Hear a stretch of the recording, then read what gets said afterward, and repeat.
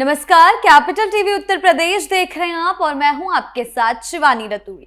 Iran के supreme leader Ayatollah Ali Khamenei की मौत की खबर ने उत्तर प्रदेश के कई शहरों का माहौल बदल दिया। सड़कों पर मातम, इमाम बाड़ों में भीड़ उमड़ रही है और गुस्से के स्वर लगातार तेज हो रहे हैं।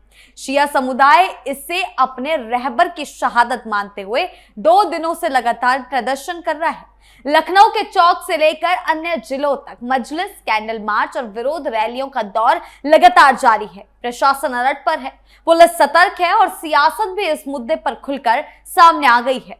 ऐसे में प्रदेश की फिजा शोक, आक्रोश और सतर्कता के बीच झूलती नजर आ रही है। ईरान में उठी सियासी हलचल की गूंज अब उत्तर प्रदेश की गलियों तक सुनाई दे रही है।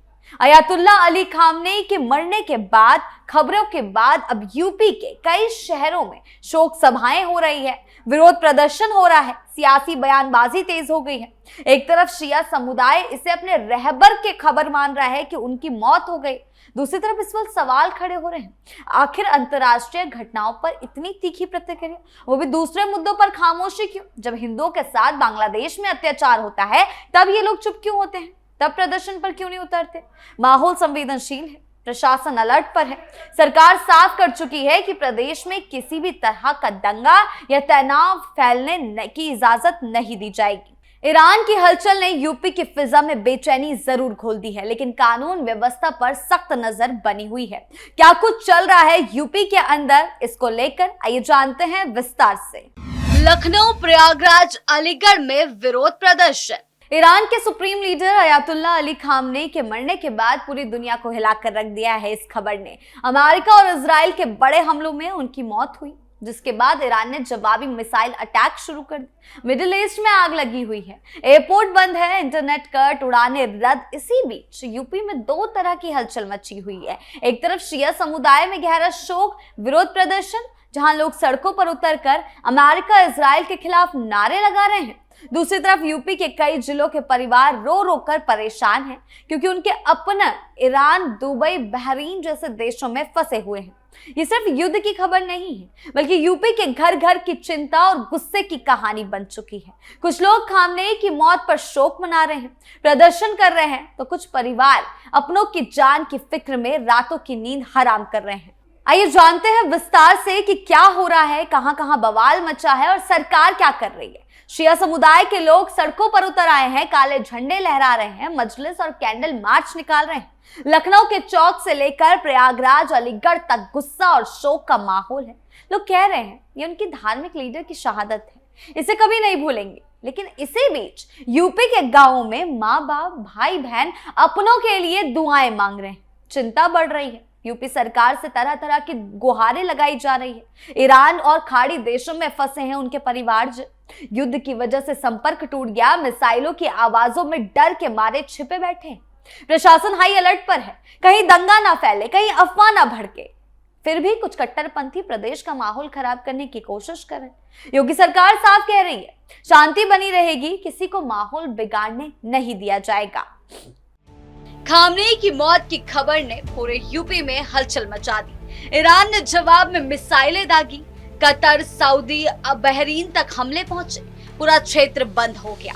यूपी में शिया समुदाय ने इसे बड़ा सदमा माना। लखनऊ के छोटा इमाम बाड़ा और बड़ा इमाम बाड़ा में हजारों लोग जमा हुए, काले कपड़े पहने, काले झंडे लगाए, मोहर्रम जैसा मातम किया। प्रदर्शन में अमेरिका और इजराइल के खिलाफ जोरदार नारे लगे, ट्रंप और नेतन्याहू के पुतले जलाए गए। ऑल इंडिया शिया पर्सनल लॉ बोर्ड ने 3 दिन का शोक घोषित किया। मौलाना यासूब अब्बास ने कहा, लोग घरों पर काले झंडे लगाए, सादगी से शोक मनाए। प्रयागराज के दरियाबाद में जुलूस निकला, महिलाएं और बच्चे शामिल हुए, ट्रंप का पुतला फूका। अलीगढ़ मुस्लिम यूनिवर्सिटी में जामा मस्जिद पर नमाज जनाजा पढ़ा गया। फिर कैंडल मार्च निकला। संभल, जौनपुर, आजमगढ़, मुजफ्फरनगर में भी प्रदर्शन हुए। लोग कह रहे हैं खामनेई ने भी कभी झुकना नहीं स्वीकार किया, इसलिए उन्हें निशाना बनाया गया। यानी कि साफ तौर पर उनके समर्थन में भारत में बैठे कुछ कट्टरपंथी उठकर सामने आ रहे हैं। दूसरी तरफ यूपी के परिवारों में डर का माहौल है।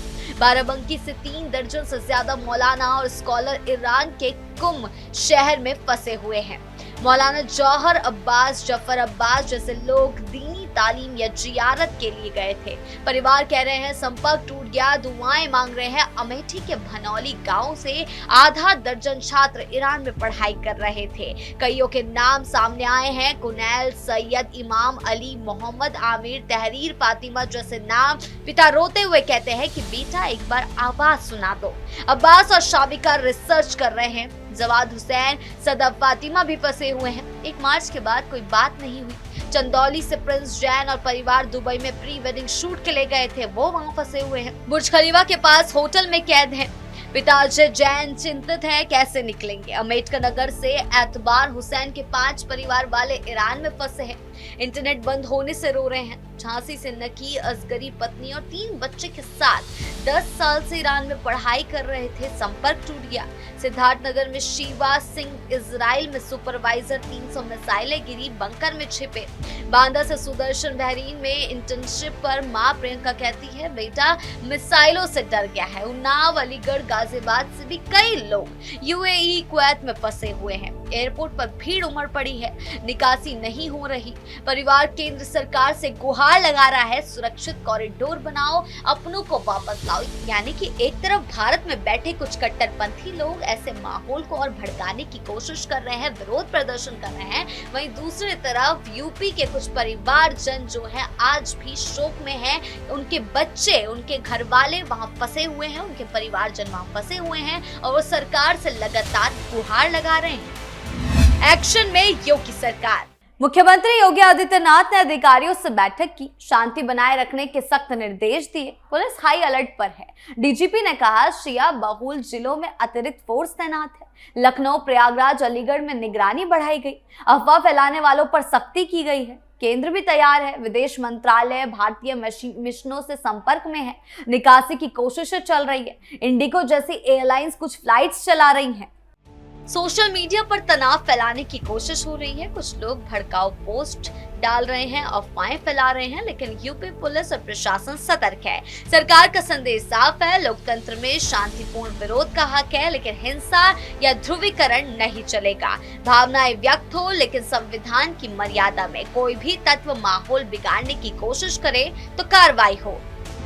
सोशल मीडिया से तनाव फैलाने की साजिश। देश के अंदर बैठे कुछ कट्टरपंथी और देश विरोधी तत्व माहौल को बिगाड़ने और प्रदेश को आग में झोंकने की साजिश कर रहे हैं। अफवाहों, भड़काऊ भाषणों और सोशल मीडिया पर फैलाए जा रहे झूठ के जरिए वो लोगों की भावनाओं को भड़काने की कोशिश कर रहे हैं, ताकि शांति और सौहार्द की जगह तनाव और टकराव पैदा हो। तो कुछ लोग वहां फंसे हुए हैं।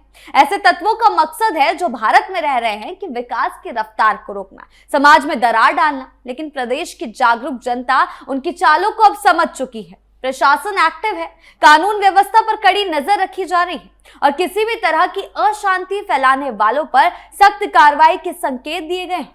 ये समय उकसावे में आने का नहीं है, बल्कि एकजुट होकर शांति बनाए रखने का है, ताकि प्रदेश का माहौल सुरक्षित और स्थिर बना रहे।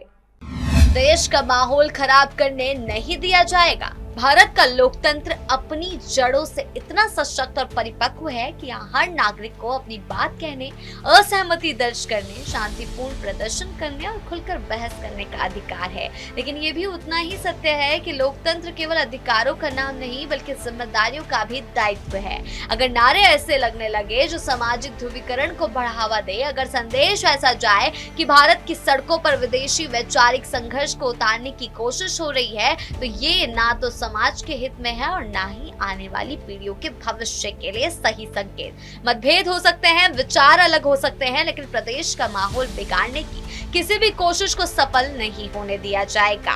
कानून व्यवस्था अपनी जगह अडिग रहेगी, प्रशासन सजग रहेगा और समाज का जागरूक वर्ग भी शांति और सौहार्द बनाए रखने में अपनी भूमिका निभाएगा। भावनाएं व्यक्त होगी, शोक व्यक्त होगा, बहस भी होगी, लेकिन सब कुछ संविधान की मर्यादा में। चाहे कोई कितनी भी कोशिश करे, प्रदेश की एकता, सामाजिक सद्भाव और विकास की गति को पटरी से उतरने नहीं दिया जाएगा, क्योंकि अंत में राष्ट्र हित और सामाजिक समरसता ही सबसे ऊपर है। खामनेई की मौत ने यूपी में शोक और आक्रोश की लहर पैदा की है, लेकिन साथ ही अपनों के फंसे होने की चिंता भी। एक तरफ प्रदर्शन, मजलिस, नारे, दूसरी तरफ परिवारों की दुआएं और सरकार से गुहार। योगी सरकार और केंद्र दोनों अलर्ट पर हैं, शांति बनी रहे और अपनों को सुरक्षित वापस लाया जाए। उम्मीद है कि युद्ध के खत्म होते होते ये चीज बनी रहेगी, यूपी का माहौल फिर से शांतिपूर्ण होगा, क्योंकि आखिरकार देश के लोगों वहां फंसे हुए हैं, उन्हें सुरक्षित वापस लाया जाएगा। और जहां एक तरफ कट्टरपंथी माहौल को बिगाड़ने की कोशिश कर रहे हैं, उनको भी सख्त से सख्त सजा दी जाएगी। आपकी इस बारे में क्या राय है, हमें कमेंट सेक्शन में जरूर बताएं। धन्यवाद।